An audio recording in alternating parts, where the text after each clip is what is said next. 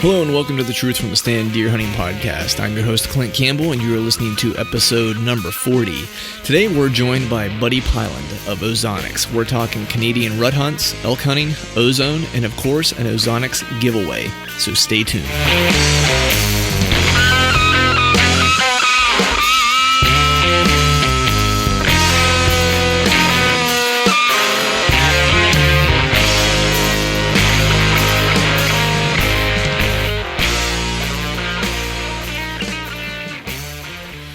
All right, welcome back to another episode of the Truth from the Stand Deer Hunting Podcast. I'm your host, Clint Campbell, and you're listening to episode number 40 of the podcast.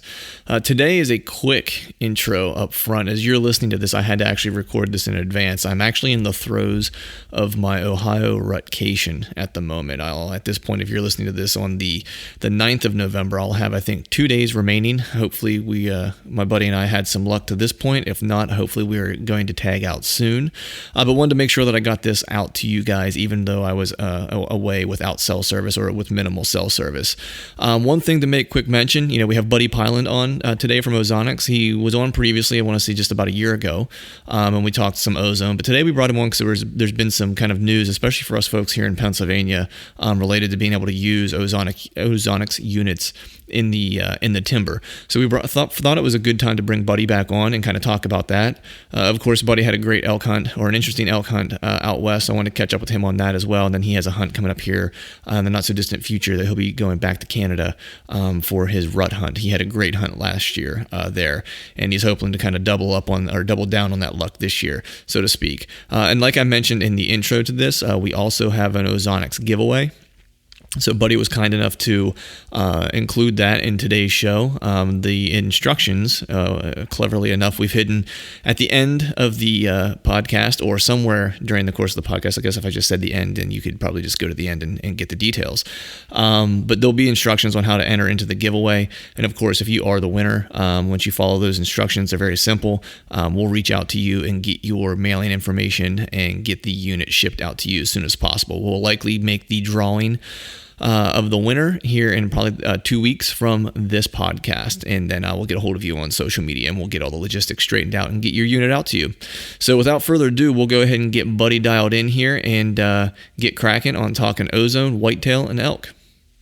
Before we get Buddy on the line, let's take a quick moment to hear about our partners at Whitetail Institute of North America.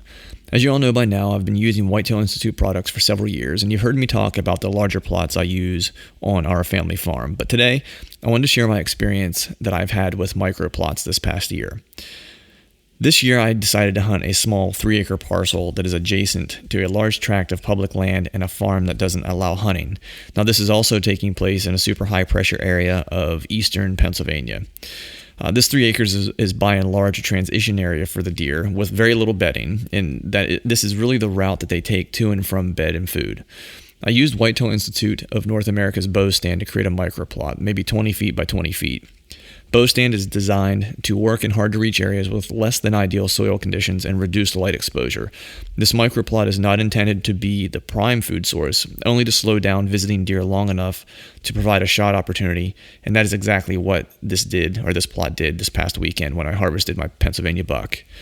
He was stopping at a licking branch on the edge of the food plot on his way to his nighttime feeding destination. Products like bow stand are designed to tip the odds in our favor in hard-to-hunt places. If you're hunting areas like this small parcel, then I encourage you to consider tactics like using microplots. And if you'd like to learn more about Whitetail Institute of North America products, visit them at whitetailinstitute.com. And now back to the show. All right, welcome back to another episode of the Truth from the Stand Deer Hunting Podcast. Today, John and I are joined by what we'll call a repeat or a second-time offender here on the show, Buddy Piland of Ozonics. How's it going, my man? Man, it's going good, guys. I appreciate you having me on. I'm glad to be here and do a little talking about hunting. Yeah, I know. It's tis the season, right? It's the prime time of the year is just about upon us here, and things seem to be heating up, especially from all accounts from John this evening. So I know, we had you on. This is your second go around here, but for those who may have not caught the first kind of discussion, I just wanted to get a sense of your background a little bit. What you do professionally, especially in the outdoor industry, if you wouldn't mind. Yeah. So I've for Ozonics, I guess my official title is vice president of marketing, but that's really I've been with the company since the beginning. We started almost 11 years ago, and with a prototype, and I've done everything along the way, and I've just kind of grown into this role. And so that's what I do for Ozonics. And but outside of that, I'm still a full-time railroader. I work for the railroad. I'm a conductor and actually a full-time union officer for my railroad. Nice. So a conductor, that's always kind of interesting work. I've always thought. My cousin actually works for the railroad, and his dad did. How do you kind of get into that line of work?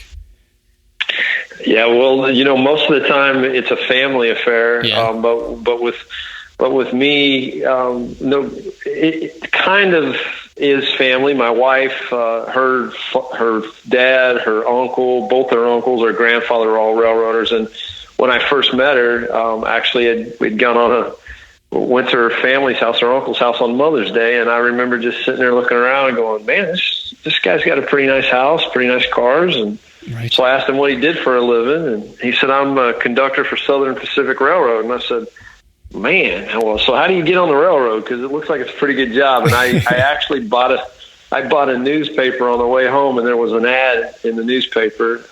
That's 21 years ago. So I applied, and here I am. Nice. That sounds pretty good. It's yeah. I always kind of scope out what people do. What always interests me was when I go to these super small towns and I see people with these nice houses, nice cars. I'm always like, what do these people do here? Because it doesn't seem like there's a lot. Because I'm like, it looks like the cost of living is really cheap, but I'm not quite sure where they work. Like, where was I? It was Asheville, North Carolina. Was one of those places. Yeah, well, Asheville's it's a pretty artsy place there. Yeah. But yeah, no, the railroad is it's a really for a blue collar job. It's still a very, very good job. Now, it's very hard on your family, and you're away a lot, and you work. Of course, you're on call typically 24 hours a day, 7 days a week, and work in all types of weather. So there's a trade off, but it is a good job. Good job. Right. So you mentioned there, the trade-off there with some time of, how much time you have to kind of dedicate to it and on call a little bit. How do you strike a balance with that during the all-important hunting season? Well, so the railroads are based on seniority, right? And the more years you accumulate, the better opportunities to hold different jobs. And so, for a long time, I would stay off of jobs if I could avoid it that were on call 24 hours a day. I'd like to set schedules so I could take off and go fishing and hunting, and so that's kind of what I've done. I gave up a little bit of the benefits of being on call all the time, which obviously that typically pays more, right, to have the time off so I could enjoy fishing and hunting and doing what I wanted. So that's kind of how I made the time.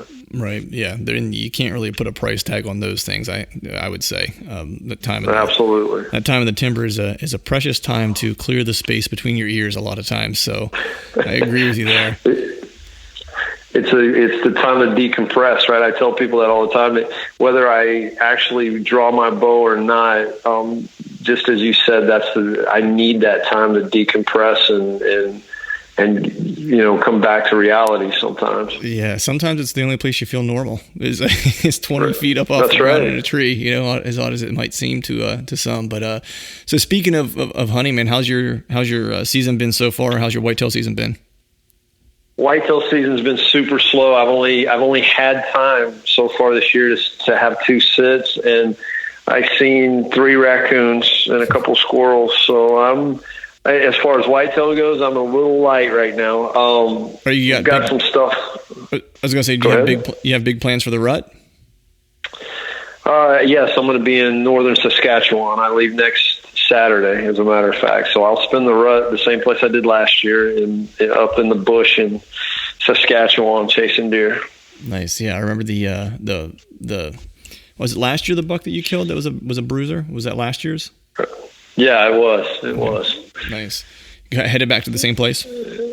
I am. I'm headed back to the same place, the same time, and see what this year brings.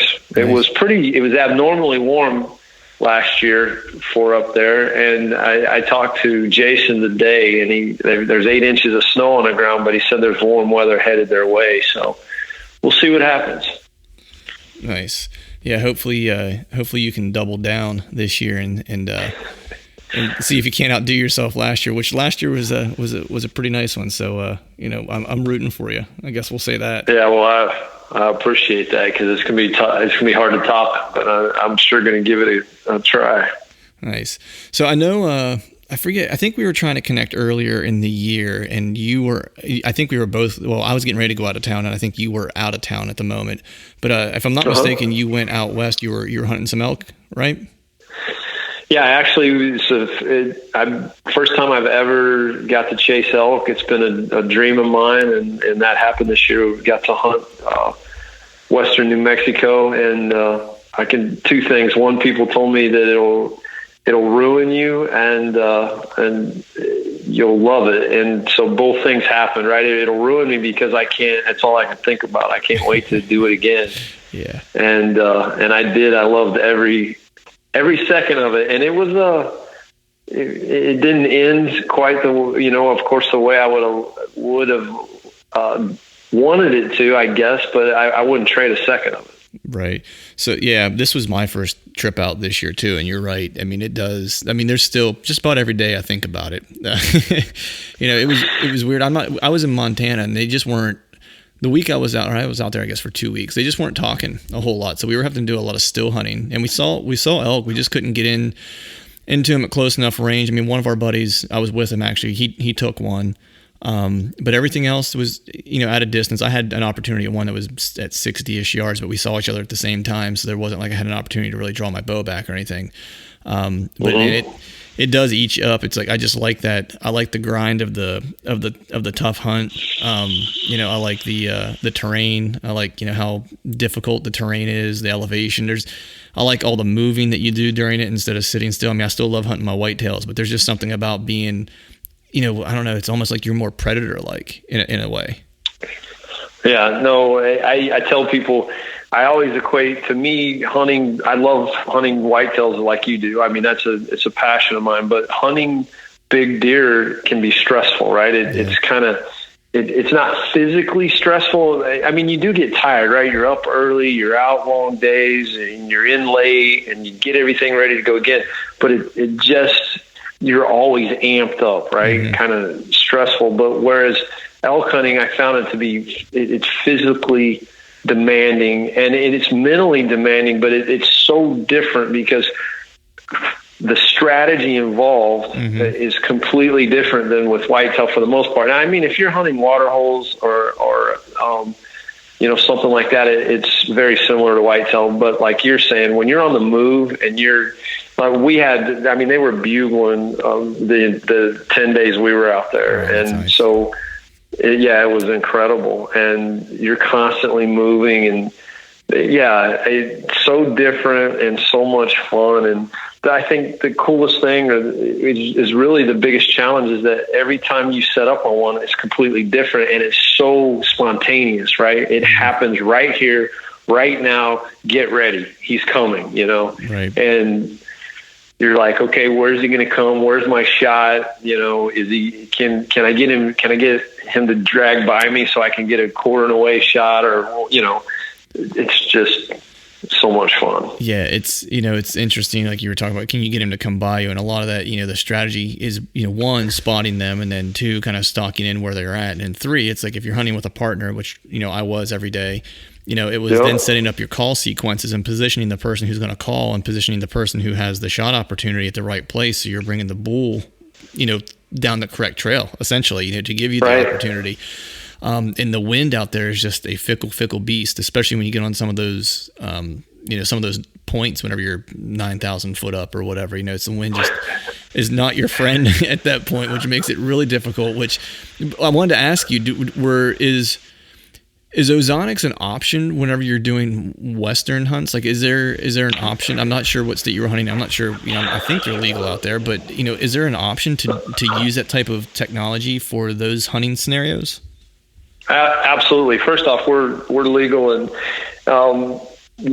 up to this point, we were legal in every state except for Pennsylvania. And it wasn't specifically that Ozonics was illegal. It was that it was not on the list of approved electronic devices. And so out there, yes. And to answer the question, any animal that uses their nasal vortex as their primary defense mechanism, as a whitetail, bear, in this case an elk, Ozonics, it's the same principle, super effective. And what we did literally is with me every day. I had a guide that was with me every day, and I had a cameraman, so that added to it.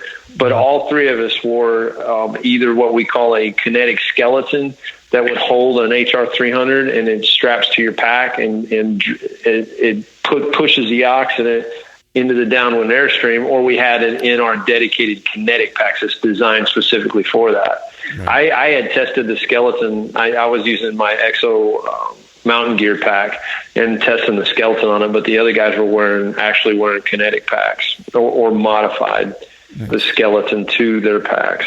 Yeah, it's funny. While I was out there was a few different occasions. There was one particular instance where we had a bull that was responding to us, and we had the right wind for about 5 minutes, and it shifted. And then in that moment, I was kind of like, man, this would be a great time to use, an Ozonics unit with the kinetic pack is kind of exactly what I was thinking. So that's interesting that you guys were actually using them. So were there situations where you were able to kind of, I don't want to say, beat the animal's nose per se, but were there situations where that, you definitely were getting in closer or provided maybe more of an opportunity because of the ozone unit on this particular hunt? Yeah. So I can't wait till as we compile the footage from, that was 9 days of incredible encounters.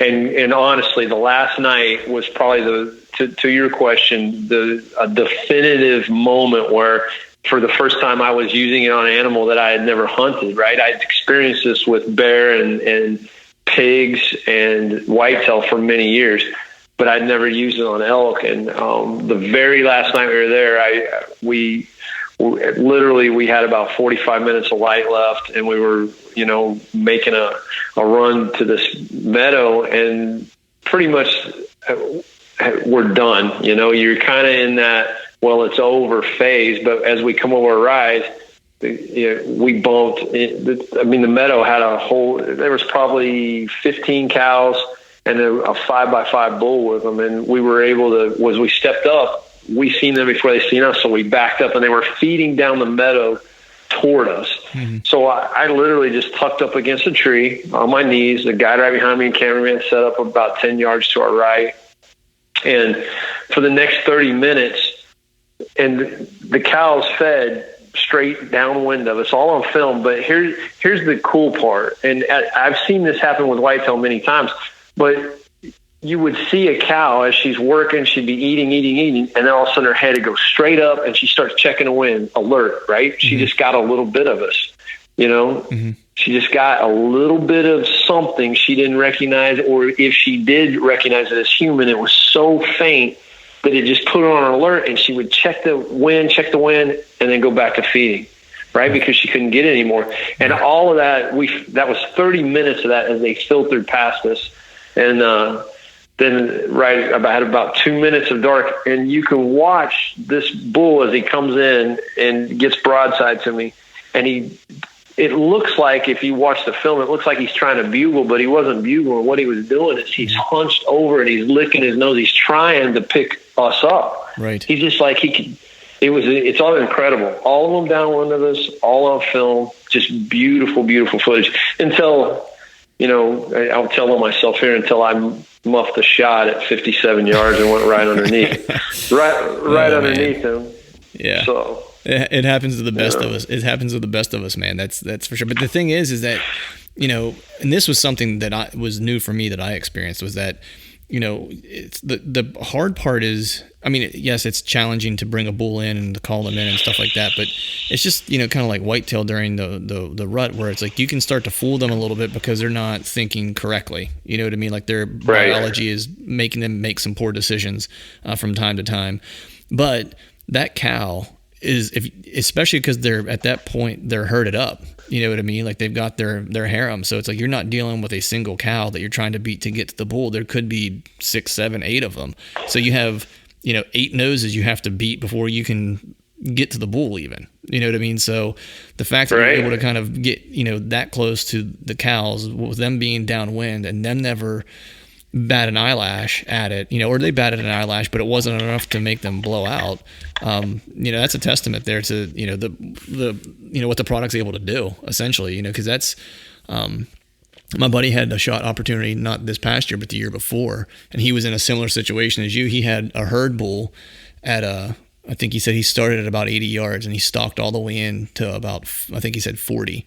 And he was, there were cows between he and the bull, and he just couldn't quite get the shot opportunity. The wind shifted, and the bull never knew that he was there, but the cows picked him up right away, and they split, and that was all she wrote. And it was a nice. Oh yeah, it was a nice bull. I can't wait to show people the footage of that. Again, the bull was a small 5x5. I'd passed a bigger bull 5 days earlier, and I had an encounter with a true monster. The reason why I hunted New Mexico Saturday morning, the last day, at 17 yards. And, again, long story short, did not shoot him. I shot over him. We got caught in the open. I didn't really have a good angle on him. And anyway, long story, he was double main beam on the right side. Cool. So probably, the guy that said, look, he was a 340 bull without that 40 inches of additional antler. So they were looking at, I had a true giant right there in front of me at 17 yards. Incredible. Yeah, that's a world-class bull right there. Film. It's sad and awesome all at the same time. It's so many emotions. So many. Oh man. So I spent 9 days looking for that. The good thing is that you got into them, man. Because even seeing an animal of that caliber in the wild is tough. I just want to go back to talking about, ozone and these hunting applications and stuff like that, and kind of particular to the Western hunt, because the place where I really thought it would have been helpful for me was our hunt was a 2 weeks DIY. We were in canvas tents for the most of it, and so showers weren't readily available, and so in the first couple of days we were out there, we were tickling 90 degrees, so it was pretty nasty hikes, as far as sweat and stuff like that. Like, could have really used something to kind of keep the stink down, if not just for my clothes, maybe just in 4 dudes sleeping in a tent, you could use something to kind of help with the with the odors. So I know you guys have something that kind of helps with the clothing aspect of it. Did you employ any of that while you were out there? Is that something feasible to take when you're kind of doing like a DIY hunt with limited resources? No, as a matter of fact, I did. So I had 2 sets of Sitka Subalpine, the lightweight for the heat, just like you're talking about. Yep. A set of pants and a top, and every day I would come in when we were done, and I would take my dry wash and deploy it, just like we talked about. It's hanging there, and I would ozonate or dry wash my clothing, turn all my gear inside out, put it in there, run it on the 10-minute cycle that the HR 300 has built into it. You go to it, I would flip the clothes right side out, hit it again for another 10-minute cycle while we went to eat or whatever we would do, and then I would just leave it sealed in the bag until the next morning when, 4 in the morning, get up, get dressed. You can, the clothes still smell fresh. I did that for an entire week. We were there 10 days. We hunted 9 of those days every day, and I wore 2 sets of clothes the whole time, the pants and the shirt, and literally just every day, same sets. Yeah, that's what I was missing out on, because I'm pretty sure most of my clothes that I took with me could have stood up and walked out of the tent on their own by like the 4th day. So it's no wonder I got busted a couple times on a shift of wind, because I wasn't fooling myself while I was walking, let alone an animal that might have got downwind of me. No, the dry wash will save you in that. It does a couple things. One, you don't have to take near as many clothes, and if you're doing a backcountry hunt, you understand how important it is. Now, a guy would be like, well, yeah, I'm trading those clothes for this dry wash bag, but it folds down super small, and again, you can hang it anywhere. And the biggest difference between that and just dumping your clothes in a bag is if you look at our dry wash bag, what you'll find is a lot of technology inside of what appears to be a very simple bag, right? It took us 5 years to develop that bag because back in 2011, we had a bag with a built-in ozonator in it, and like some of the other people in the market right now. But what we figured out very, very quickly is that it's not as effective and it has a downside, right? And so we went back to the drawing board, and 5 years later, we come out with a dry wash. We have a baffle system that creates airflow. We have the dry wash process built into the HR300 that controls the oxidant, the amount of oxidant in an enclosed space. So you treat the clothes without destroying the clothes, because quite frankly, you buy, a few $100s worth of clothes and you put them in there, the last thing you want to do is eat them up. And so that's part of the story here. You want to deodorize and sanitize, not degrade and destroy. Right. Let's take a quick break to hear a word about our partners at Exodus Outdoor Gear. Now, this year I have tagged out in Pennsylvania earlier than I usually do, so I found myself with some extra time on my hands, and I plan to use this time wisely. What I'm going to do is I'm actually going to be looking at a few new pieces of public land to hunt for next year and start to formulate a game plan to get an idea of how deer use the property. Of course, want to see if there are a lot of hunters in those areas. And how I plan to do this is to use my Exodus Outdoor Gear trail cameras to really survey the ground for me while I'm not there. I know what some of you are thinking, that it's a risk placing trail cameras on public property for fear of them getting stolen. But this is where we'll go in with an Exodus trail camera. You buy yourself some assurance, because if your camera is stolen, your Exodus camera is stolen while in the timber, they will give you a new camera at 50% off the original retail value.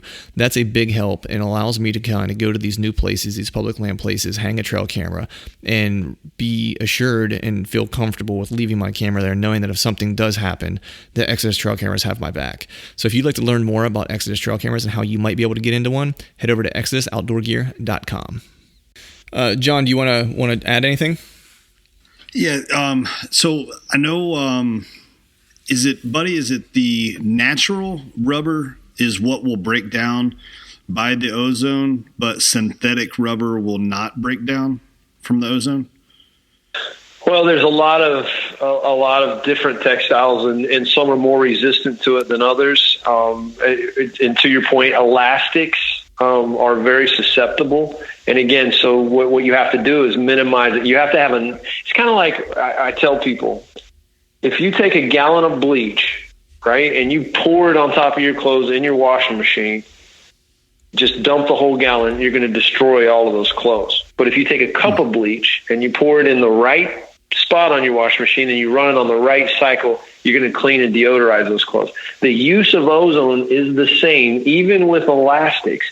If you use the ozone properly in the right concentrations and the right amount of time, then it's not going to be an issue unless you dump the whole gallon of bleach in there, right? In this case, more is not better. What is better is the right amount for the right amount of time. And that's what we do with the dry wash and the dry wash cycles.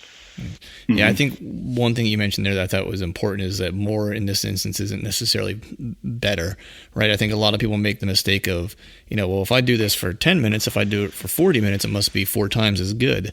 But that's right. My understanding is that ozone doesn't work that way. It's like it's the way it operates is that it has I'm trying to figure out how to say it since I'm not a scientist, but it has a set amount of time that it needs in order to do its job, plus additional time on top of that does better than the initial amount of time. So if it's 10 minutes, 20 minutes, it doesn't do you any better than 10 minutes did.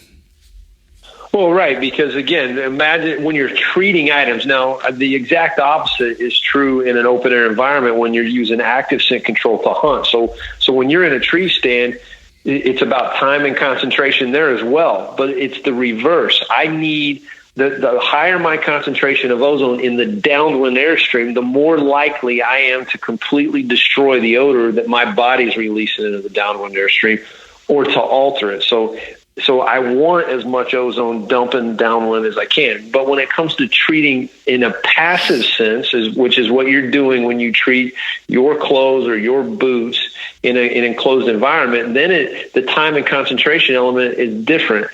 At that point, I need just enough to accomplish what I'm after, to eliminate the odor on that garment or in that garment, right? That's why ozone doesn't burrow and dig, right? That's why I told you, take your shirt, turn it inside out, treat it. Surface area exposure. That's why if you wad your clothes up into a bag and stuff them down there, you're only treating certain areas and you're creating hot spots. That's why our bag is designed for hangers, and you can't stuff a bunch of gear in there. You put a couple of things in there. We create airflow, so we literally push the ozone down the back of the bag and from the bottom and push it back up through your clothes, and it vents out the front. Also, in our dry wash cycle, you're dumping concentrated ozone, and then you're flushing and leveling out that concentration with fresh air, and you're repeating for a 10-minute cycle. Nice. And so again, what you're doing is you're protecting the textile while you deodorize it. Because to your point, once you kill what's on it, as long as you don't expose it to those odors again, it's good. Until you unzip it and put it on, just like any garment, it's going to be sitting inside there, good to go. Right. I think one thing I wanted to make mention of here is that you mentioned what's unique about your bag is in the fact that the way you try to avoid hot spots, right? The way you flow. Like if you just jam stuff in the bottom of a container, I think that's something that's unique for you guys in terms of against some of the other ozone opportunities that are out there in the space. Because a lot of that I see at least has been related to less of a less of an airflow kind of approach to it, I guess for a lack of a better way to say it. But with that being said, what are some of the other things that makes an Ozonics unit unique and different from other, ozone-related products? Well, the primary difference is that, as we were talking about earlier, when you really begin to think of scent control in new terms, active and passive being I treat the gear and myself, but it does nothing for my breath, does nothing for the residual odor I release into the downwind airstream. We're the only product out there that addresses what truly is the issue. Traditionally, all scent control since its birth, since inception, has been designed to reduce odor or eliminate odor on you. On Clint, on John, on Buddy. Right. But the problem is as we move, we breathe, we sweat, we have gear that if we spray ourselves down, maybe we don't cover ourselves. As the spray dehydrates, it becomes less effective. And so I begin to release, it degrades, right? And it becomes less effective as time goes on. As I get in my stand, now I'm sweating, I'm breathing, I'm dumping odor. So passive scent control has real limitations. Of course, I always tell people, do what you can to reduce the odor on you, because that makes it your unit and the amount of ozone you're dumping down in the airstream, the concentration factor doesn't have to be as high to overcome it, right? Right. But so traditionally, everybody wants to clean you up. But here's the problem. Deer don't smell you.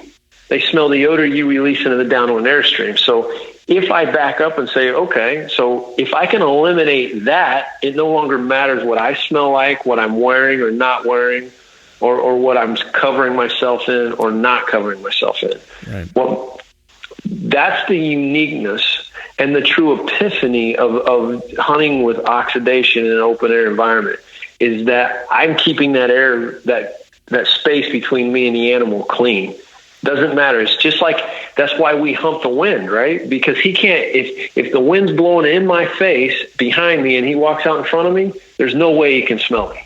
Can't do it because the wind is carrying my odor the other way. Right. But now I can do something about that downwind airstream. It's the same scenario. He can't smell me, or if he does smell something that's been altered.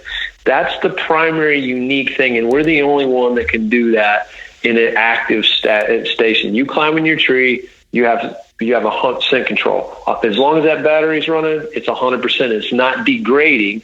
In a perfect world, it's actually getting better, because ozone, once it sanitizes an area, it tends to sit, for lack of a better analogy, and wait to attach itself back to something. It has a half-life. And you can sanitize an area, and your effectiveness could grow. So in a vacuum, you would get more ozone, and less odor. Right. Obviously, in a place where you have air currents, there's always stuff moving in and out. Right. So speaking of that, with air currents, and what you'd mentioned was, in a vacuum, you just continue to deodorize, and ozone. But, what is there, I guess, I'm trying to figure out how to ask this. So do you use the units differently? So the Ozonics units, whenever you have a steady wind versus no wind, because I know, I'm the king of getting the wrong wind while I'm sitting in a tree stand. I'll get one wind whenever I'm setting up, and then after I set up, the wind changes on me. But this past 2 weeks ago, when I was in the stand, I had the odd wind of literally using my my wind checker, and I've got zero wind. Like everything was just dropping to the bottom of my tree while it was sitting there. Right. It was the first time I've probably ever had no wind, so I was literally set up for almost any deer to come in at that moment, which is the first for me, I think probably in forever. But is there a different way to set up and use these units versus having a normal, predictable wind or steady wind versus not having any wind at all? Absolutely. So that's what I like to tell people. One of the most important things, like with any tool, you need to learn how to correctly apply oxidation or ozone to your hunt, right? How to use the unit correctly. And that changes with every situation. Like you don't just walk in a tree and go, I'm going to put a tree stand right here. What you do is you look at maps, you determine bedding areas, you determine feeding areas, you find pinch points, you look at likely travel routes during a rut scenario as opposed to a pre-rut, bachelored up feeding scenario. You do all of these things, you take this data in, and then you set your stand up because you want to be in the most likely place to be successful. Now, it's no different, but more on a micro level. When you climb in a tree, you need to determine, hey, what's my wind doing? How high is the wind? What do I expect it to do? Because, as I said, the most important piece is always dumping your ozone in the downwind airstream. So many people still think you just put the unit above your head and turn it on. Right. And that's not how you do it, right? You climb in a tree, normal operation, normal winds, 8 to 12 inches above you, and always in the downwind direction. So if the wind shifts on you, you have to be conscious of that and move your unit. To your point, I always start out at a 30-degree angle, right? Just a slight angle on the unit. One, this protects it from any moisture if it happens to mist or maybe start snowing. Two, the other thing it does is it's dumping that ozone out into your downwind airstream at an angle to catch your odor, because that's what the way you need to always think when you set up. Where's my odor going, and how do I get it to encounter ozone as quickly as possible and for as long as possible? Time and concentration. So to your point, when there's zero wind, you'll find my unit at a 90-degree angle, dumping ozone straight to the base of the tree. That's where my odor's going. Mm-hmm. So that's where I want my ozone to go. I want the two to mix. So a lot of people think, I always use the analogy that if you took a stream and pretended that's a stream full of water, a brook, or a trout brook, whatever you want to call it, mm-hmm. and it's flowing away from you, and you're standing in the middle of it, and that's your downwind airstream, and you take a green food coloring and you just start dumping it in there. Well, that's your odor, right? And you can watch that odor. It's not a linear stream typically. It begins to mix and move, and in some places it's thicker, and in some places it's thinner, and some places it doesn't exist at all. Then you take red food coloring and you begin to dump it in there in massive amounts, because that's what you're doing with ozone. Mm-hmm. And you watch how the two interact. There will be places where the red completely overpowers and the green disappears completely. Some places you'll see where the green and red mix and they change colors, right? That's the altered human odor. Some places you'll see they just miss each other and they don't happen to interact, and a little bit of that green gets through.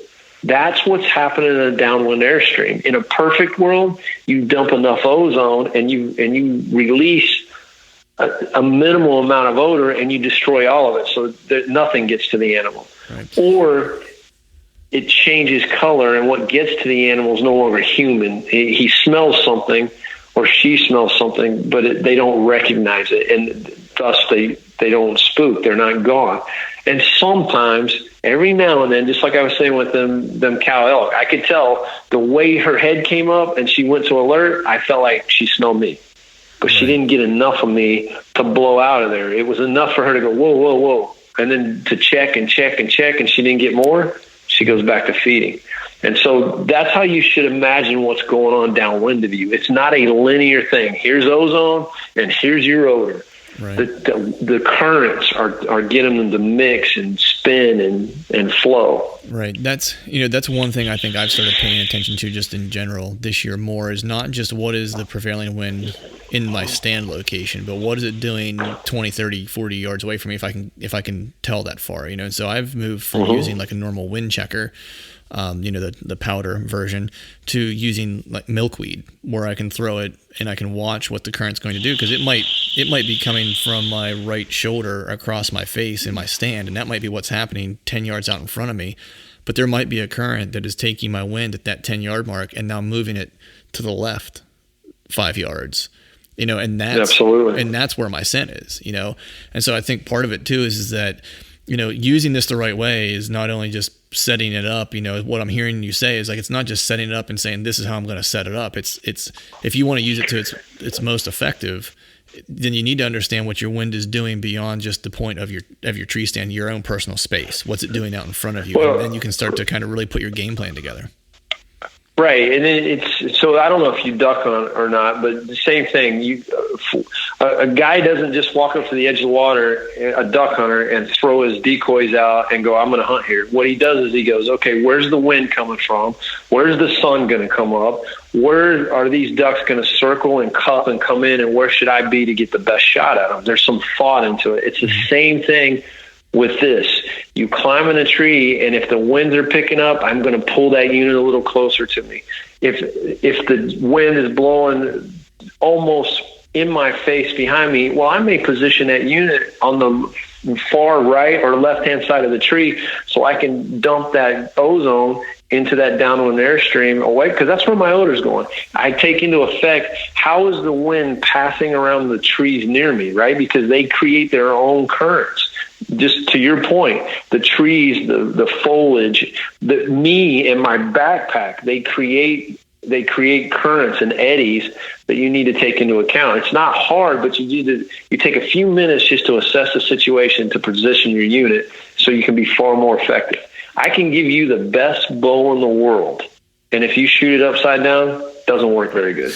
No different with an HR, with an Ozonics unit. It's the best scent elimination tool in the world, but if you use it incorrectly, it doesn't work very well. And even then, I see a lot of people that use it wrong, or they call and we talk about it, and they find out they still experience good results despite the fact that they're using it marginally. When guys figure out exactly how to start using it and apply it based on their current environmental situations, it changes. It dramatically improves success. Right.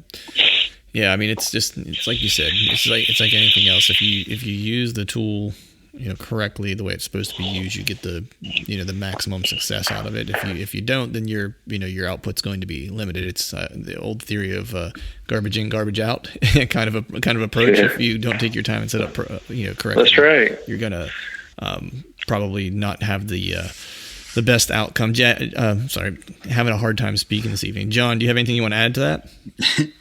Yeah, well, we were, you guys were talking about the wind trackers, and, Buddy and I go way back, and used to get Buddy a lot of wind tracker footage and whatnot. And it's a very interesting point. A lot of guys, they do their dusters in the tree, and those wind trackers tell you exactly what's going on. And I like that the way that you explain that, Buddy, with the setting the different degrees for if you've got a 2 mile an hour wind versus if you have a 15 mile an hour wind. There's been some talk, And I've heard some other guys that have tried, Ozonics. And one of the things that I would hear people say is, in particular thermals, I would get that pooling of ozone at the base of my tree. What do you guys suggest people doing on particular thermals?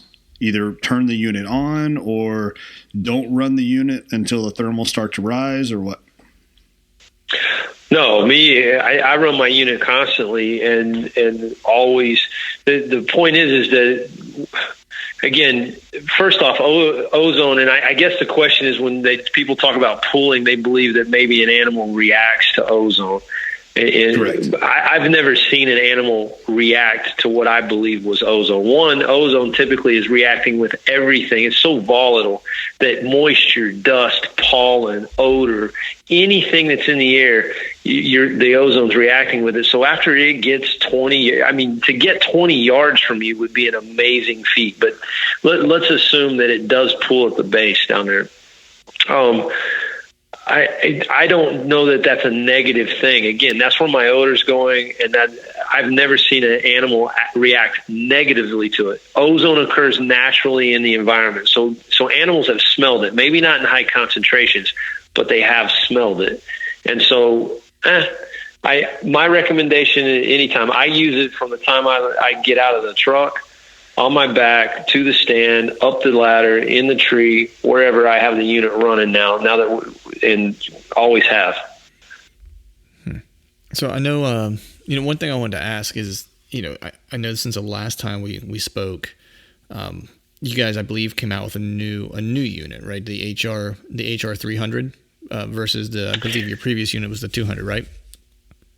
Yeah, we've had the HR 200, we still do, and then yes, we actually introduced the HR 300 last year, and we had a real hard time keeping up with demand last year, and so this year has been really good, but we were able to meet demand this year, and it's been a lot of fun. But yeah, HR 300. So what's I'm sure there are some differences between the two. So I'm just kind of curious what the differences are. I'm assuming the 300 unit, I'm assuming might be, battery life is a little bit longer, possibly, maybe the weight's a little bit different. If you could just kind of describe what the differences are, that way people kind of know, which one might be a better option for them in their hunting scenarios. Sure. So the 200 has been our workhorse. We introduced it first in 2010, and then again in 2016 was when we introduced the HR 300. The HR 200 has been an unbelievable workhorse, right? Very, very effective. The design on the 300 was, when we went into it, was to do a couple things, right? There are certain environmental challenges I talked about where, from a time and concentration aspect, the only way to overcome that environmental challenge, like winds in excess of, 13, 14 miles an hour, you start getting up there, well, it tended to dissipate or dilute your concentration of ozone so quickly. And the only counter to that was to add more ozone. So it would put you in a situation where you needed an additional unit. Right. So one of the things that we really worked hard to do was, okay, how do we create a unit that produces more ozone? And so in the 300, you'll find a unit that produces 45% more ozone than the 200. So in those instances where you hit an environmental challenge, such as real strong high winds, you have that additional ozone to overcome that. The second thing is we introduced the dry wash cycle. The HR 200s do not have that built in. It would be a manual process, where in the 300, it's an automated process where you turn it on, punch dry wash, and 10 minutes later, it shuts itself off. You go do what you want. You want to come back in 3 hours and run it again? Great. You can. If you want to come back in 10 minutes and turn it on again, you can. But you don't have to worry about doing what we talked about earlier, overexposing your gear to ozone. A couple other things, just feedback from hunters, from you guys, other people in trees, is that, hey, the units, it's a little awkward, right? So if you look at the 300 looks to be the same size or smaller, when in reality it has a slightly larger footprint, but ergonomically it's easier to hold it. It's easier to function in the dark. You have much larger power button and mode button. slightly simplified. So even in the dark with the gloves on, you go, okay, there's my power button, there's my mode button. You don't have to see it. So as far as battery life goes, what we were able to do, because there's a trade-off, right? In order for me to produce more ozone, I require more energy. And if I require more energy, typically I'm going to drain my battery faster. So it took us a while to figure that piece out. And what we did was evolve and improve our battery technology. Now, that battery technology is a fickle thing. It's always a challenge, right? If you guys use cameras all the time, you understand that lithium-ion batteries are a challenge. But what we were able to do is create a standard battery and an XL battery that matched the same battery life as the HR200s. So you would get 5 hours in standard mode and up to 4 hours in boost mode with your standard battery, and then double that for XL battery. So 10 hours in standard mode and up to 8 hours in boost mode, and still get the 45% more ozone. And we did that by creating what we call a smart battery and smart charger. Both of them have microprocessors in them now that talk to each other to optimize the charging cycle and the charging life. And so those are the major differences, and that's we're able to give you more ozone and the same battery life. Nice, and something that's a little bit easier to handle in the tree, which is always nice in the in the dark. In the dry wash mode, that's right. That's absolutely well, and it has the easy mount too. The HR300 comes with our easy mount system, whereas the 200 that's an accessory. Right. So one of the things when we were trying to get this when we were getting this podcast scheduled and set up, the exciting news that kind of came about, at least here for Pennsylvanians. This might be again not as new news for some other states, but Pennsylvania has finally made, like you said before, Ozonics wasn't necessarily illegal. It just wasn't on the list of things that were noted as acceptable, electronic devices. It is now in the books to be able to be legal to be used in Pennsylvania, which is exciting. I think it goes, correct me if I'm wrong here, buddy, but doesn't it go officially in the books in PA? I think mid-November is when it becomes official legal to use in the tree. Yeah, so I'm gonna avoid going on record with an official date because I've seen two different ones, and so yes, my understanding is it would be sometime in mid-November that it's actually official. I know in September the board met and gave it the tentative approval, and that is a huge and exciting thing for us. There's a lot of fans and deer hunters in PA, obviously. And that's always been a question that we've had to field and explain. Because again, to me, a lot of people would go, "Oh, it's illegal," and I think you said it right a minute ago. It wasn't that Ozonics was illegal; it's just that PA has a very strict rule on what is legal if it's an electronic device, right? It was just up until recently that a rangefinder was legal to use in PA, and so people would find that interesting. But yep, I'm excited to see what we do. I hope that we get to go to the Harrisburg show this year. We've never really worked that show, but it makes sense to go now. Yeah, I'll be seeing you there because I live not too far from there. I'm about an hour and 10 minutes outside of Harrisburg, so I'll definitely be stopping by. Awesome. Yeah. I got some buddies here. They're excited to see this become something that they can use. And you're right, it wasn't too long ago when they legalized digital or rangefinders, which is kind of crazy considering how kind of an obvious tool that they are that people like to use. But John, did you have a question you would ask here? Yeah, kind of a two-parter. As far as the laws concerning the ozone in PA, how much of a part did Ozonics play a role in that? I mean, did you guys approach the state? Did you have to do some lobbying, or was it kind of an educational thing where you guys had to educate some lawmakers? And if so, how long did a process like that take? Well, I can say this really. the credit should all go to the guys in PA. There are a lot of people.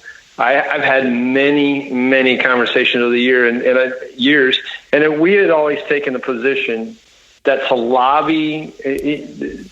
lobby for legalization seems very self-serving on our part, and we chose the path that we believed our gear was so effective that as hunters used it and began to believe in it, that voice would push that through. So it's probably taken a little longer than some people would like, but I think that had we gone in and pushed, and it would have looked very, very self-serving. And what I think has worked is just the voice of the people. We had so many phone calls, and everyone that would call me, I would explain to them the situation.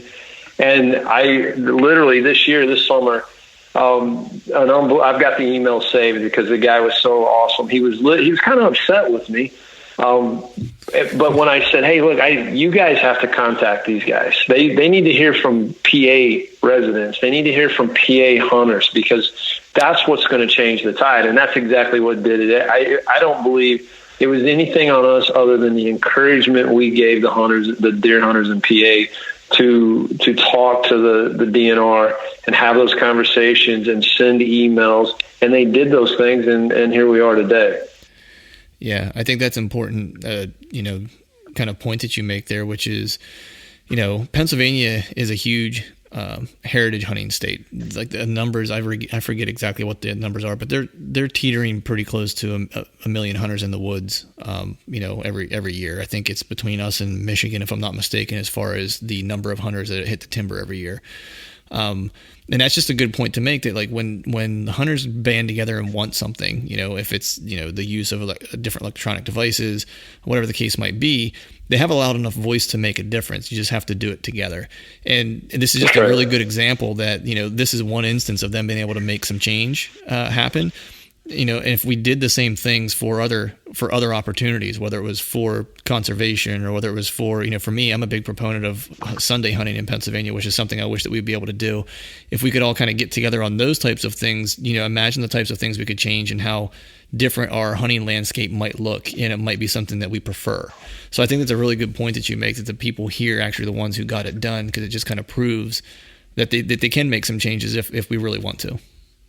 Absolutely. But so that was Power the one to the people. Yeah, there you go. Sorry, I had to get on my soapbox for a second. It happens. It happens every now and then. But there's one other big piece of news that I wanted to announce. Before we got on the podcast, I spoke with you and Glenn, of course, and Ozonics has graciously given us an opportunity to do a giveaway of an HR 200 unit here on the show. So want to say a big thank you to Buddy, you, and the folks at Ozonics, and of course Glenn, kind of helping us connect all the dots for giving the Truth from the Stand listeners and all the folks here listening an opportunity to get their hands on an Ozonics unit. So appreciate that. No, we're glad to do it, and as I said, it's going to be awesome to be able to see guys in PA start using the units and experiencing the success it brings with it. Yeah, absolutely. And so the way that you can enter that, as all the folks out there that are listening, the way you can get in on the giveaway here is the social media post on Facebook related to this podcast post. If you like that post and share it, you will be entered into the giveaway. We'll do a random drawing, and then we'll get your contact information and get the winnings out to you. But buddy, I know I want to be a little sensitive to your time here. We've kept you just about an hour, and I know the life of a railroad conductor can be a busy one and some odd hours potentially. So I want to be sensitive to your time and make sure we get you some rest time and some relaxed time this evening. So just want to say thanks for joining. Again, thanks for participating in the Ozonics giveaway and helping the folks here that listen to Truth from the Stand get their hands on one of those units. And thanks for joining the show. And we look forward to getting in touch with you again soon here in the not so distant future. And we'll see you at Harrisburg.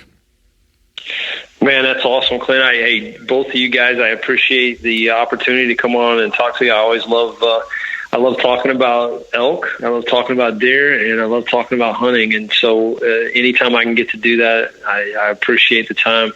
So you guys have a great evening, and look forward to seeing you there in PA, Clint. All right, thanks, man. I appreciate it. All right, folks, that is a wrap for today's show. As a quick reminder, super simple, if you would like to enter to win the Ozonics HR200 giveaway, like and share the Facebook post for podcast number 40, and you're entered. It's that easy.